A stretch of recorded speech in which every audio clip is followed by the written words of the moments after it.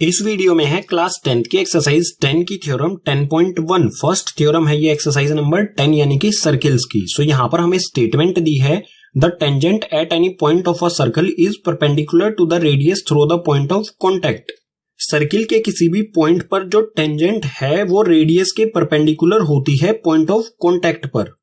Guys ये point of contact वो point होता है जहां पर टेंजेंट सर्किल को टच करती है। सो थ्योरम का सॉल्यूशन स्टार्ट होता है यहां से। गिवन में हमें क्या दिया है, हमें एक सर्किल दिया गया है जिसका सेंटर है O and a tangent XY at point P, और एक टेंजेंट है जो P पॉइंट पर सर्किल को टच करती है यानी कि पॉइंट ऑफ कॉन्टेक्ट हो गया P।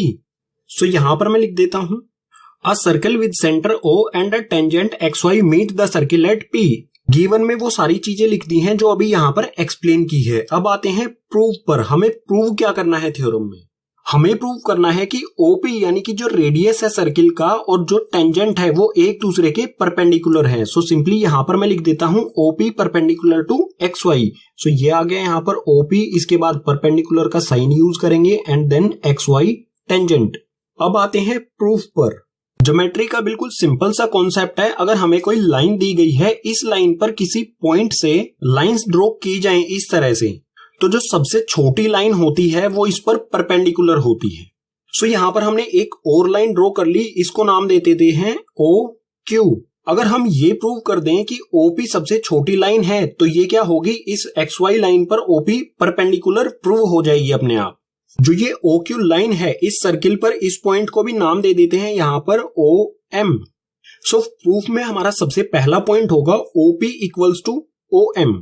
ये दोनों OP और OM एक दूसरे के इक्वल होंगे क्योंकि radius of the same circle, दोनों इसी सर्कल के रेडियस हैं। सो यहां पर मैं लिखता हूं OP इक्वल्स टू OM और इनका रीजन क्या हो जाएगा, रेडियस ऑफ सेम सर्कल। अब नेक्स्ट स्टेप होगा हमारा OM और OQ को कंपेयर करना। OM यहां तक लाइन आती है और OQ आती है यहां तक। कौन सी बड़ी लाइन हुई यहाँ पर, OQ बड़ी हुई और OM छोटी हुई। अगर इन दोनों लाइंस में हम कंपेयर करें सो सिंपल सा हो गया, यहां पर OM जो है वो छोटी है OQ से, और अगर OM OQ से छोटी है तो OP जो है वो भी OQ से छोटी होगी क्योंकि OM और OP एक दूसरे के इक्वल हैं। यहां पर हम OM की जगह पर क्या लिख सकते हैं, OP लिख सकते हैं क्योंकि OM और OP एक दूसरे के इक्वल है। सो इस OM की जगह पर मैं लिख देता हूं OP। सो इसकी जगह पर आ गया यहां पर OP लिख दिया मैंने। उसके बाद ये साइन एज इट इज रहेगा और यहां पर आ जाएगा OQ।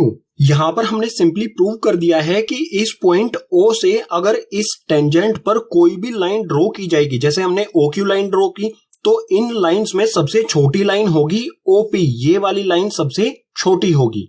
ये हमने इस पॉइंट में प्रूव कर दिया है। और इस पॉइंट से हम क्या कंक्लूजन निकाल सकते हैं, किसी लाइन पर किसी पॉइंट से सबसे छोटी लाइन जो ड्रॉ की जाएगी वो परपेंडिकुलर होती है। सो यहां पर मैं लिख देता हूं Therefore OP is the shortest side on tangent XY। सो जो OP हमारी लाइन है इस पॉइंट O से सबसे छोटी साइड है XY टेंजेंट पर।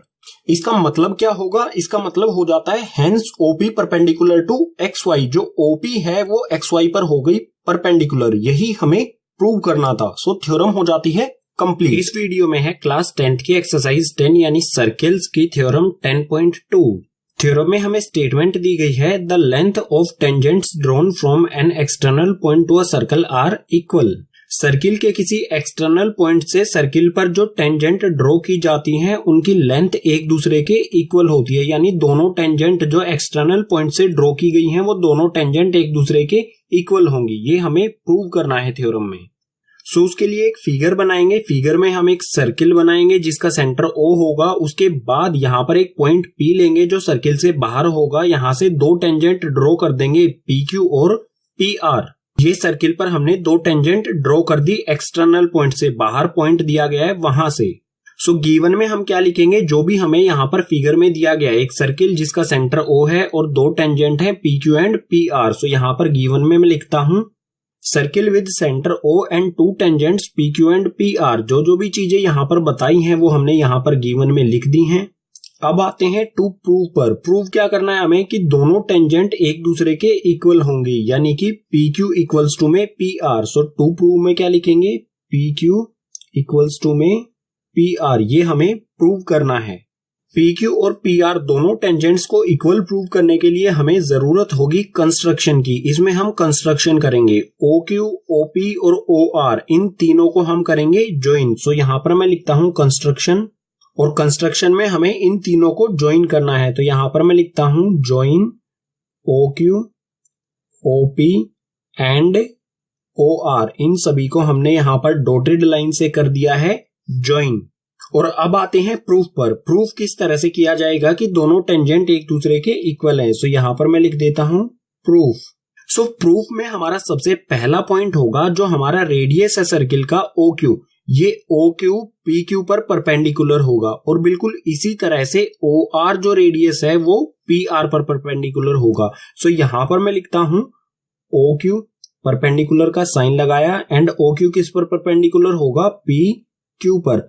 बिल्कुल इसी तरह से हमारा OR भी जो है वो परपेंडिकुलर होगा PR पर। अब ये OQ इस लाइन पर परपेंडिकुलर क्यों है और OR इस लाइन पर परपेंडिकुलर क्यों है, इसका रीजन क्या होगा? रीजन हमने थ्योरम 10.1 में पढ़ा था। रीजन इसका हो जाएगा बिल्कुल सिंपल। यहां पर मैं लिखता हूं इन दोनों का सेम रीजन हो जाएगा, radius of the circle perpendicular to tangent at point of contact. ये हमने थ्योरम 10.1 में प्रूव किया था कि जो भी रेडियस होता है वो टेंजेंट पर परपेंडिकुलर होता है पॉइंट ऑफ कांटेक्ट पर।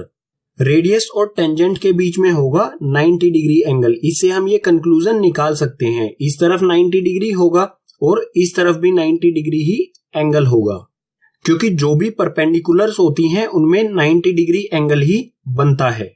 अब नेक्स्ट स्टेप क्या होगा? यहां पर आप देख सकते हैं एक ट्रायंगल है OPQ, ये वाला एक ट्रायंगल हो गया। बिल्कुल इसी तरह से OPR, ये वाला एक ट्रायंगल हो गया।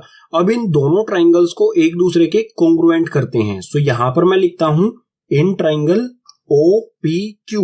यहां पर सबसे पहला ट्रायंगल आएगा हमारा OPQ, एंड उसके बाद वाला कौन सा ट्रायंगल बताया था यहां पर, OPR, ये वाला ट्रायंगल। तो यहां पर लिख दिया मैंने ट्रायंगल OPR।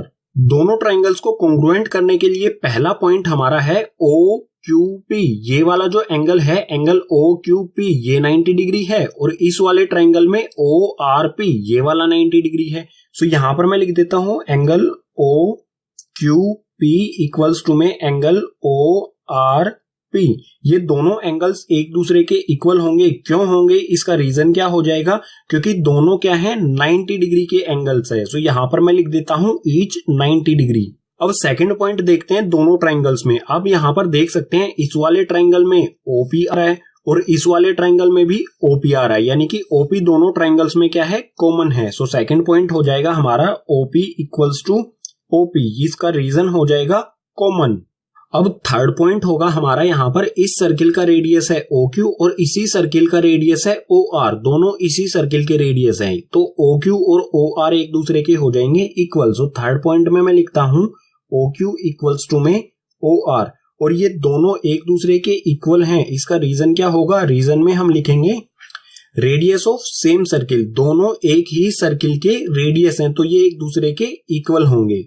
आपने क्लास 9th में पढ़ा था कि किन्हीं भी ट्रायंगल्स को कोंग्रुएंट प्रूव करने के लिए हमें 3 पॉइंट्स चाहिए। हमें एंगल मिल गया, राइट एंगल मिल गया, हमें हाइपोटेनियस मिल गई, हमें एक साइड मिल गई, यानी कि RHS रूल से ये दोनों ट्रायंगल्स क्या हो जाते हैं, एक दूसरे के कोंग्रुएंट हो जाते हैं। सो यहां पर मैं लिखता हूं triangle OPQ congruent to triangle OPR, ये दोनों एक दूसरे के हो जाएंगे कोंग्रुएंट। और कौन से रूल से होंगे? रूल होगा यहां पर RHS। अब ये दोनों ट्रायंगल्स एक दूसरे के कोंग्रुएंट है, तो यहां से हम कंक्लूजन निकाल सकते हैं कि PQ और PR भी एक दूसरे के इक्वल होंगे। सो यहां पर मैं लिखता हूं PQ इक्वल्स टू में PR, और इनका रीजन क्या होगा? रीजन हो जाएगा CP/CT, ये आपने क्लास 9th में पढ़ा था। अगर ये दोनों ट्रायंगल्स एक दूसरे के कोंग्रुएंट हैं तो जो टेंजेंट हैं PQ और PR ये भी एक दूसरे के इक्वल होंगी CP/CT रूल से। हमें यही प्रूव करना था, आप यहां पर देख सकते हैं। तो थ्योरम हो जाती है यहीं पर